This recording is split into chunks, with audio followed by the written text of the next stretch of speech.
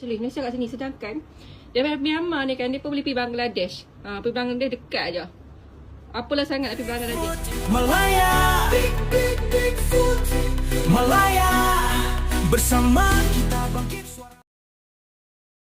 Betul apa yang pemilik video ini, Syahanim ini terangkan dalam video dia. Jarak dari penempatan pelarian Rohingya dekat Rakhine itu nak datang ke Malaysia ini punyalah jauh. Kenapa mesti pilih Malaysia? Tengok peta yang Syahanim lukis ni, sebelah Myanmar tu ada Bangladesh, negara Islam. Jalan darat pun dekat sangat. Kalau tak nak Bangladesh, turun bawah sikit ada Thailand, ada Phuket, malah Indonesia pun ada. Tetapi kenapa sanggup rodah lautan yang jauh semata-mata nak mendarat dekat Malaysia? Sekarang ni negara kita pun dah makin penuh dan pelbagai isu sosial dah mula timbul. Setuju sangat dengan pesanan Syahanim, tak payahlah susah-susah nak datang sejauh ini lagi. Hormatilah sempadan negara orang. Apa pendapat korang? Kredit video asal kepada TikToker Syahanim.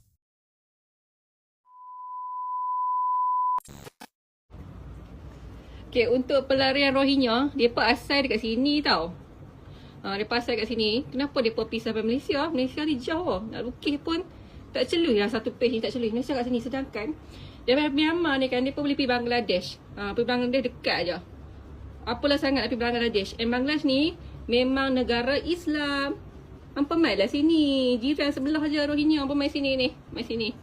Jalan darat boleh. Jalan darat boleh. Hampa mai sini.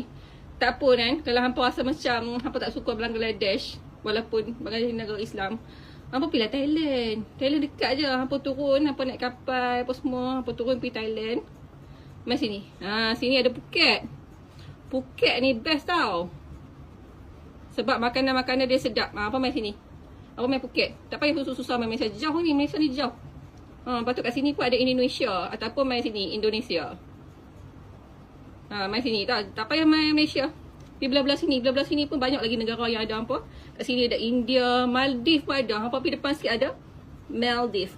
Maldives pun pulau dia cantik. Pulau dia cantik, hasil bumi pun masih banyak. Hampa tak ada Malaysia. Malaysia tak ada apa ni. Kami tak boleh bagi apa hampa. Hampa mai Thailand. Mai dekat Phuket sudah. Tak payah mai hujung ni jauh ni.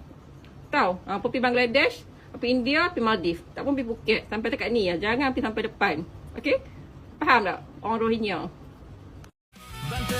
Segala noda desa kuasa buka mata Malaysia perlu dijaga kekal teguh.